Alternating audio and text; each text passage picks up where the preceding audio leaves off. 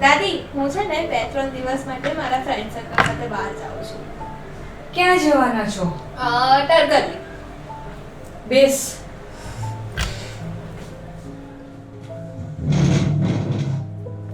આ તીર્થધામ જૈનનું છે? દાદી, આ બીચ છે. અહીંયા લોકો વોટર રાઇડ્સ માટે આવે અને એન્જોય કરે. તો કોલેજમાં આટલા બધા દિવસની રજા છે? હા, એક્ઝામ્સ તો ફિનિશ થઈ ગઈ ને. તો 2 દિવસ પછી આપણો જે તહેવાર આવશે તે? દાદી, મેં છે ને આ ગૂગલ કરી લીધું છે.